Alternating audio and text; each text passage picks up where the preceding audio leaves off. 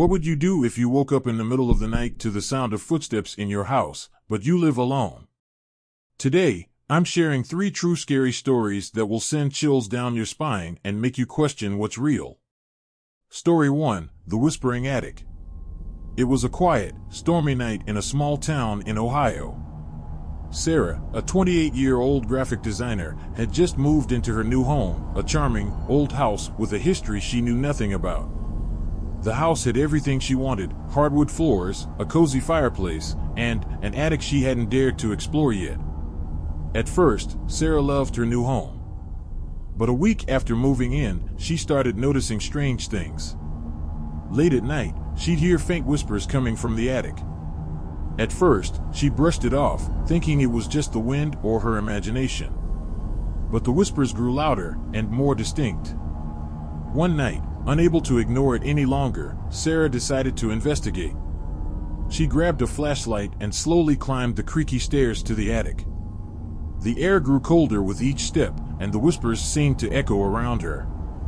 When she reached the top, she swung the flashlight around the room, but there was nothing there.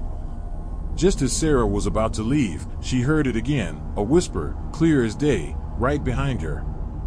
She froze. Her heart pounded as she turned around, and there, in the corner of the attic, she saw it, a shadowy figure, hunched over and staring right at her. Its eyes glowed faintly in the dark, and its lips moved as if it was speaking to her. Sarah screamed and ran out of the attic, slamming the door behind her. She spent the rest of the night at a friend's house, too terrified to go back. The next day, she called a local historian and learned that the house had once belonged to a family who tragically lost their young daughter in a fire. The girl's room had been in the attic. Sarah moved out a week later, but to this day, she swears she still hears whispers in the night, and sometimes she feels like someone is watching her. Story 2: The Abandoned Hospital. Our next story takes place in an abandoned hospital on the outskirts of a small town. The hospital had been closed for over 20 years, but locals still whispered about the strange occurrences that happened there. One night, a group of friends, Emma, Jake, and Mia, decided to explore the hospital, armed with nothing but flashlights and their curiosity. As they stepped inside, the air grew cold, and the smell of decay filled their nostrils. The walls were covered in peeling paint, and the floor was littered with broken glass and debris. They started on the first floor, exploring the old patient rooms. Everything seemed normal until they reached the basement. As they descended the stairs, Mia suddenly stopped. "Do you hear that?" she whispered. They all froze. Faint, muffled crying was coming from the end of the hallway. Jake laughed nervously, trying to brush it off. "It's probably just the wind," he said. But the crying grew louder and closer. Emma's flashlight flickered as they cautiously moved toward the sound. The crying stopped abruptly, replaced by an eerie silence. Then, they heard it, a loud bang, like something heavy had fallen, coming from the room at the end of the hall. Heart racing, Jake pushed the door open, and the beam of his flashlight revealed an empty room, except for a single, rusted hospital bed in the center. As they stepped inside, the door slammed shut behind them. They spun around, but there was no one there. Then, the bed began to shake violently, and a faint, ghostly figure appeared, sitting upright on the bed. Its hollow eyes locked onto theirs, and it let out a blood-curdling scream. The friends screamed and bolted out of the room, running as fast as they could through the dark hallways and out of the hospital. They didn't stop until they were back in their car, breathless and trembling. None of them ever spoke about what they saw that night, and they vowed never to return to the hospital. Years later, Emma found an old newspaper article about the hospital. It mentioned that a young patient had died under mysterious circumstances in the basement, and her room was the one with the rusted hospital bed. Story 3: The Face in the Window. Our final story takes us to a remote cabin deep in the mountains. It was the perfect getaway for Mark and his family, a quiet retreat surrounded by nature. The cabin was cozy, with large windows that offered stunning views of the forest. But as the sun set on their first night, something felt off. The first night, Mark woke up to the sound of knocking. It was soft at first, almost like someone tapping on the window.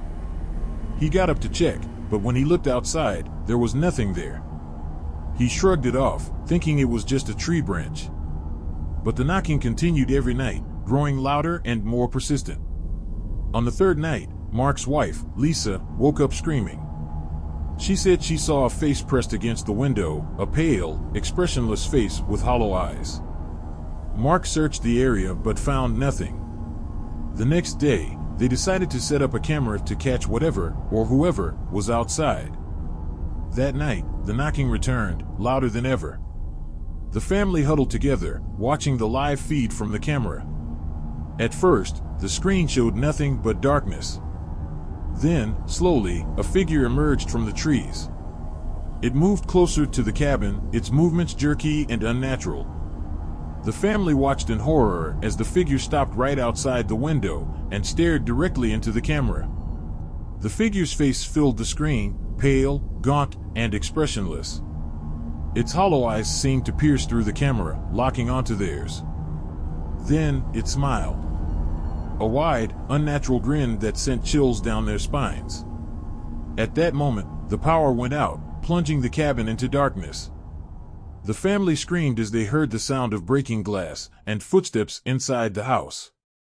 Mark grabbed his family and ran out of the cabin, not stopping until they reached their car. They drove through the night, too terrified to look back.